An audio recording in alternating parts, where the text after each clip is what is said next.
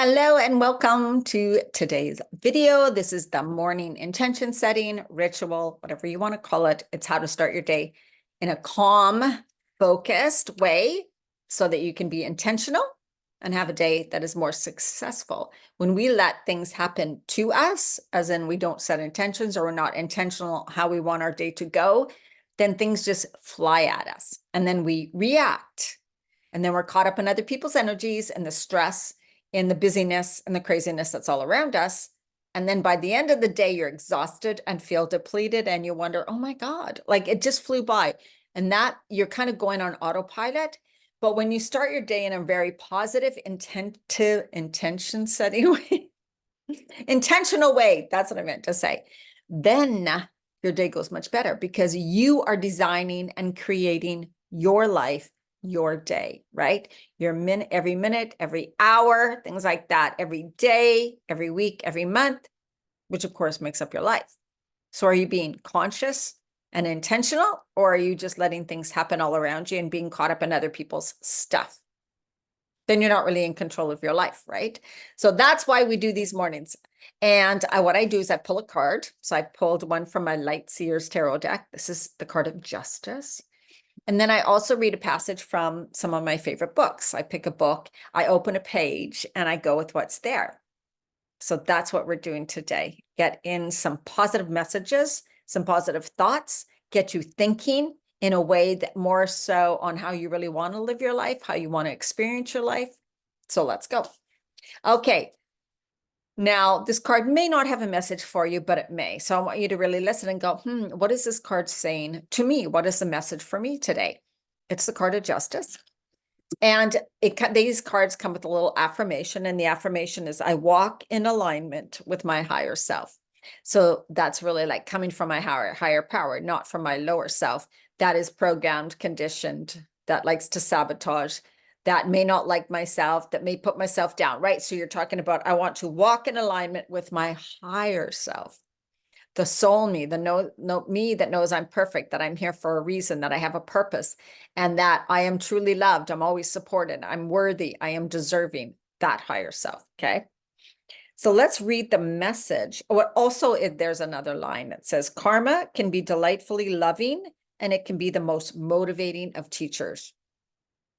So justice is weighing, kind of like what you've put out into this world, you start to receive, or you will receive, right? So setting your day intentional, being intentional as you go through your day, choosing to come from a loving place, choosing to change your perception on how things could be, choosing the best outcome for you, making the best choices for you is exactly going to be the best for you, isn't it? So that's why we want to do these. Your past actions have brought you to right here where you are now. Justice asks you to learn from your past experiences, the good, the bad, and the ugly, and take it all and grow from it. And that's really, truly what we're meant to do here, right?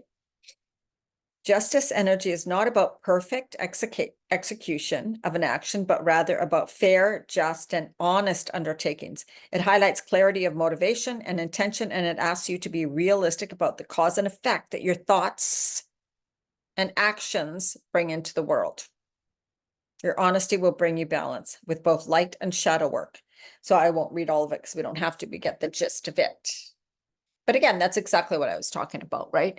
When you live and you react to the world, and so when you're picking up other people's stress, when you're reacting in a stressful way or an angry way or a frustrated way, you're just putting more of that energy out there. Therefore, there will be more of that. And what you focus on expands. So what do you want to make up more of your life? Right? And so somebody also who's thinking they need to work all the time, and that is how they feel worthy and successful. So they put all their energy into their work because that makes them feel worthy and successful and thinking people are going to respect me and like me. But then they forget about their relationships or their home life themselves, right? So then they're so out of balance. That just means you're going to be completely out of balance. So it's really coming back into more alignment with the true self, body, mind, soul. So feeding and nourishing each three of those every day, your body, your mind, and your soul. Okay. Now let's read from the book. The book I picked is Breaking the Habit of Being You, Yourself by Dr. Joe Dispenza. If you do not follow Dr. Joe Dispenza, I'm sure you've seen him, heard of him. If you have not, go look for some of his videos. He's been interviewed by everybody. He is fantastic. Yeah, and there's a lot of science behind what he does. So it's not just woo-woo, but I am very woo-woo. So I don't need proof and I don't need facts. Okay, so what he is talking about, the page I opened, I'm just going to read some of it. It is actually a page that was tagged, of course, that it would open early. This is what I do to my books. They're a mess, but epigenetic paradigm shift gives us free will to activate our own gene activity and modify our genetic destiny. So Bruce Lipton is somebody who researches epigenetics. He has a book called The Power of Belief, or I forget what it is. Anyways, Bruce Lipton. And what he talks about is that our environment is actually more important than our genes and how we can change our genes. We can actually turn on certain genes and turn off certain genes, and they've proven this. And I've kind of always believed this. So epigenetics means the study of how the environment controls gene activity.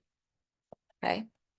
And there's lots of information about this in this book, and it's really cool. So genes don't turn on and off. They're activated by chemical signals, and they express themselves in specific ways by making various proteins. Just by changing our thoughts, feelings, emotional reactions, and behaviors, for example, making healthier lifestyle choices with regard to nutrition and stress level, that's what I help my clients with, we send our cells new signals and they express new proteins without changing the genetic blueprint. So while the DNA code stays the same, once the cell is activated in a new way by new information, the food, the thoughts, the actions, the beliefs, the emotions, the feelings, the DNA code stays the same, but once a cell is activated in a new way by new information, the cell can create thousands of variations of the same gene. We can signal our genes to rewrite our future. And this is a huge one if someone has a condition. So also, people who have cured themselves of different illness, disease, conditions, symptoms, this is what's going on, is they're doing different things, putting different things into their body, signaling their cells to act differently than their cells. So our cells make up our body. If our cells are not healthy, then our body's not healthy. If our cells begin to heal and become healthy, then our body becomes healthy, right? And we want to nourish our cells, not only with good nutrition, because our cells need vitamins, minerals, essential fatty acids, and amino acids. It's not about just protein, carbs, and fats. It's what is making up that carbohydrate. You can have sugar as a carbohydrate, broccoli is a carbohydrate, but they're both totally different. What do you want to feed your body? What do you think is more healthy for your cells, right? So you really need to nourish your body and then your thoughts, because your stress thoughts can create a toxic body. Stress, I need my water, can slow down or blunt our hormone production. Hormones do everything for us. Stress can slow down your digestive system and inhibit your digestive system, cause digestive problems. Stress can greatly affect our heart, our adrenal glands, our thyroid function, right? So and stress is because of emotions, and emotions set off chemicals in our body, and the chemicals are what change things in our body.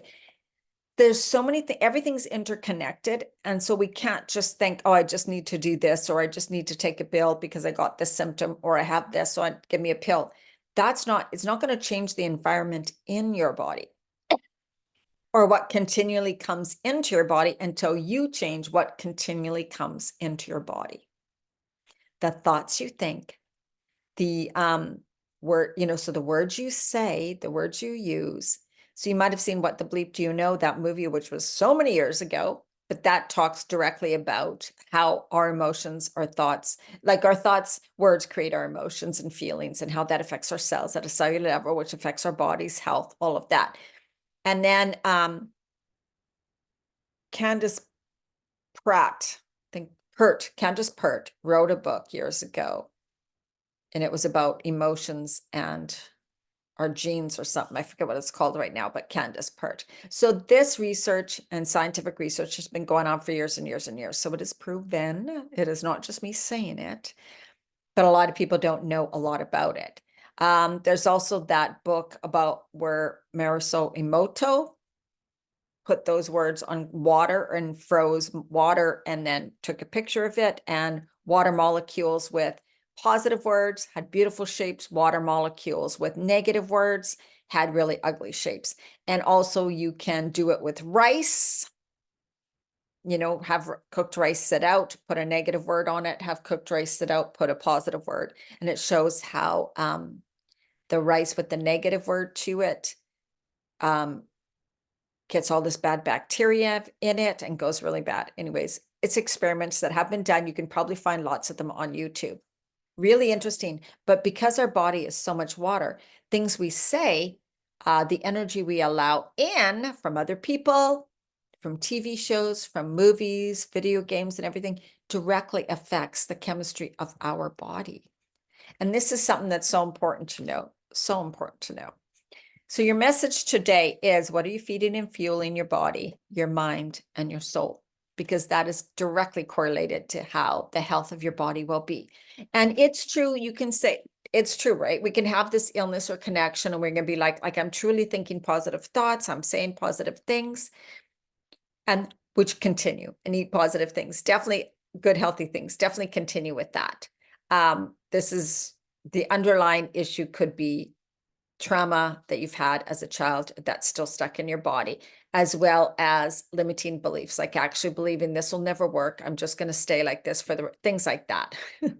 So there's a lot more to it if you have something serious, and it can take a while to heal because you need to reframe and rephrase and get used to thinking differently, which if you're a woman over 50, we've been thinking the same way for a lot of years. So it takes a while to actually train ourselves to be different. But the best thing you can do is to start. And that's why I started doing these morning things, so that we can start to change things within us without having to do big changes on the outside to begin with, right? It's like, I'm going to start to make these changes for me in my life in an easy, simple way in the mornings. It's going to help me to think differently, then probably take different actions, have different awareness.